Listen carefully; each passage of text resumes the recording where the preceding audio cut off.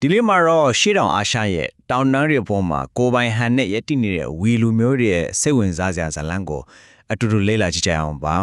စဉ်းစားကြည့်စရာမေးခွန်းတစ်ခုပေါ့နော်နိုင်ငံမရှိပဲလူမျိုးတစ်မျိုးကတကယ်ရောရက်တည်နိုင်ပါမလားအဲ့ဒီမေးခွန်းကပဲကျွန်တော်တို့ကိုဒီနေ့ရဲ့အကြောင်းအရာတွေကိုဆွဲခေါ်သွားမှာပါ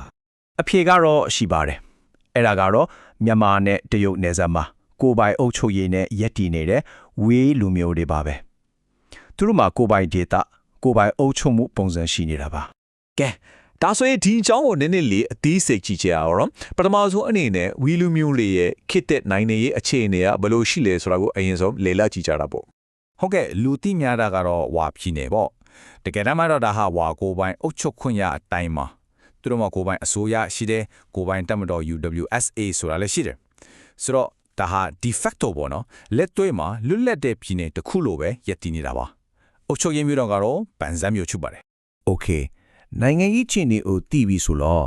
့အခုသူတို့လူမျိုးတွေရဲ့နောက်ခံသမိုင်းကိုတစ်ချက်ပြန်ကြည့်အောင်သူတို့ရဲ့ဇာမြစ်နဲ့အမွေမြစ်တွေကဖေကနေလာတာလေဝဝလူမျိုးတွေရဲ့တကယ်ကိုထူးခြားတဲ့ချက်ကသူတို့ရဲ့ဘာသာစကားပါသူတို့ဟာကျွန်တော်တို့သိတဲ့တစ်ဘက်ပမာနွယ်ဘာသာစကားအုပ်စုတွေကမဟုတ်ပါဘူးသူတို့ကပိုရှေးကြတဲ့ Austro-Asia ဒါမှမဟုတ်မွန်ခမာဘာသာစကားအုပ်စုတွေမှာပါပါတယ်ကာကပဲသူတို့ရဲ့တမိုင်းကြောင်းဟာပကွင်းချင်းကလူမျိုးအများစုနဲ့မတူပဲတိကျရက်တည်ခဲ့တယ်ဆိုတာကိုပြနေတာပါ ဆိုတော့သူတို့ကတောင်တန်းဒေသရဲ့လူမျိုးတွေအစစ်အမှန်တွေပါရာစုနှစ်နေနဲ့ချီပြီးတောင်ပေါ်ရွာလေးတွေမှာပဲအခြေခနေထိုင်ခဲ့ကြတာသူတို့ရဲ့အဓိကအသက်မွေးဝမ်းကြောင်းမှုကလည်းတောင်ယာစိုက်ပျိုးရေးမို့ဒီရွှေပြောင်းတောင်ယာစနစ်ဆိုတာကသူတို့အတွက်စားဝတ်နေရေးတက်မဟုတ်ပဲနဲ့သူတို့ရဲ့ယဉ်ကျေးမှုနဲ့ဘဝတစ်ခုလုံးကိုပုံဖော်ပေးခဲ့တာပါဟုတ်ပြီအစောကဘာသာစကားအုပ်စုကြောင်းပြောခဲ့တယ်နော်အခုဝါဘာသာစကားကိုယ်တိုင်ရဲ့ထူးခြားချက်တွေကိုဆက်ပြီးကြည့်ကြရအောင်ဘာလို့လဲဆိုတော့ဒီဘာသာစကားကသူတို့ရဲ့အမတ်တရုတ်ရဲ့အတိကအုံမြေတစ်ခုဖြစ်နေလို့ပါပဲဒီမှာကြည့်ဝါစကားပြောတဲ့သူကတကပါလုံးမှာတသမ9တန်းလောက်ရှိတယ်ဒါကနဲတဲ့အရေးအသားမဟုတ်ပါဘူးဒီလောက်များတဲ့လူဦးရေကဘာသာစကားတစ်ခုကိုရှင်းတဲ့နေစီယုံတင်မကဘူးဒေတာတွင်းမှာနာမည်ရအရာရောလူမှုရေးအရာပါအရေးပါတဲ့အင်အားတစ်ခုဖြစ်လာစေတာပေါ့ကဲဒီမှာဥမာလေးနည်းနည်းချစ်အောင်ရေဆိုရင်ဝလို ram လောလို ram မီဆိုရင်ငေါ့နဲ့ငူတော်တော်လေးနီးစပ်တာကိုတွေ့ရမှာပါဒါပေမဲ့မြန်မာစကားဒါမှမဟုတ်ကျုပ်စကားနဲ့တော့လုံးဝကိုမတူပါဘူ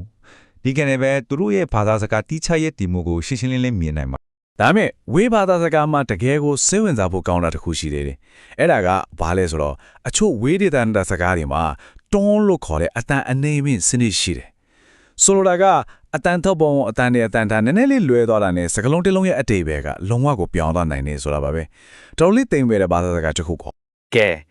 ဘာသာကအကြောင်းကနေခဏခွာပြီးတော့သူတို့ရဲ့မစ္စည်းနေမြင်လက်နဲ့ထိတွေ့နိုင်တဲ့ယဉ်ကျေးမှုတွေပါကိုလှည့်ကြည့်ကြရအောင်။သူတို့ရဲ့အနီးနဲ့အနက်ရောင်ယဉ်ကျေးမှုပေါ့ဝိုးရင်ချင်းမှုလို့ပြောလိုက်ရင်တမ်းပြီးမြင်ရမိတာကတော့အယောင်တွေပါအထူးသဖြင့်အနီနဲ့အနက်ရောင်ကိုဒီကာထားတဲ့သူတို့ရင်ဝတ်စုံတွေပေါ့ပြီးတော့အရန်ကိုလဲရမြောက်တဲ့လဲရထဲတွေအမျိုးသမီးအစင်များနဲ့လဲဆွဲတွေခါးပတ်ဒီကလည်းထန်ရှားပါတယ်သူတို့ကတသားတိုင်ထောင်အင်ကြီးတွေမှာအလုံးစုစုစည်းစည်းနေထိုင်ကြတယ်အေးအေးကြီးဆုံးကတော့သူတို့ရဲ့နှစ်သက်ကူပွဲတော်ပါပဲဒါတော့သူတို့အတွက်အခမ်းအနားဆောင်ပွဲတော်တစ်ခုပါဒီမှာတော်တော်လေးစိတ်ဝင်စားဖို့ကောင်းတဲ့အချက်တစ်ခုရှိတယ်နှစ်သက်ကူကြောင်ပြောလို့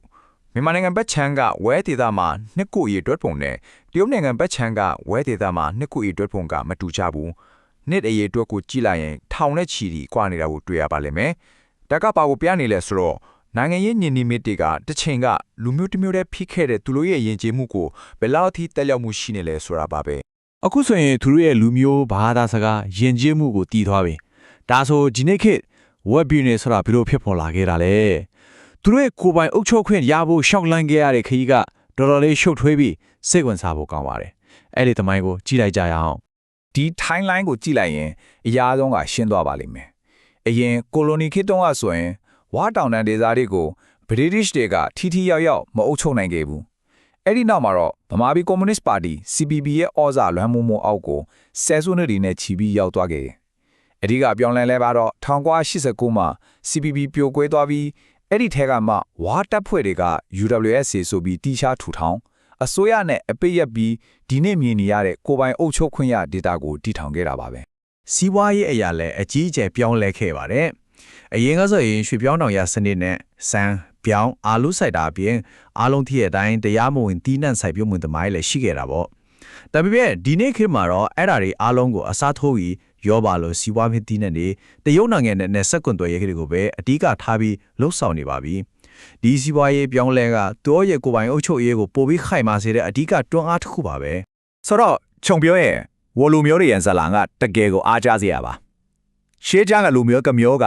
သူတို့ရဲ့ကိုယ်ပိုင်စီမင်းနဲ့ကိုယ်ပိုင်ဆုံးဖြတ်ချက်တွေနဲ့ခေတ်တကဘာမှာနေရာတနေရာကိုဘလို့ထုစစ်ဖုံဖော်နေလဲဆိုတာကိုပြသနေတာပါပဲ ကဲဒီအကြောင်းအရာကိုညီကုန်းချုပ်ရရင်စဉ်းစားစရာမေးခွန်းတစ်ခုကြံခဲ့ပါတယ်ဒီလိုတိတိကျကျသတ်မှတ်ထားတဲ့နိုင်ငံနယ်နိမိတ်တွေကြာမှာဝါလူမျိုးတွေလိုမျိုးနိုင်ငံမရှိတဲ့လူမျိုးတွေရဲ့အနာဂတ်ကဘလို့ပုံစံဖြစ်လာနိုင်မလဲသူတို့ရဲ့ဇလန်ကကဘာပေါ်ကအလားတူလူမျိုးတွေအတွက်ဘလို့သင်ခန်းစာတွေပေးနေတယ်လဲဆိုတာကစပီစဉ်းစားစရာအချက်တစ်ခုပါပဲ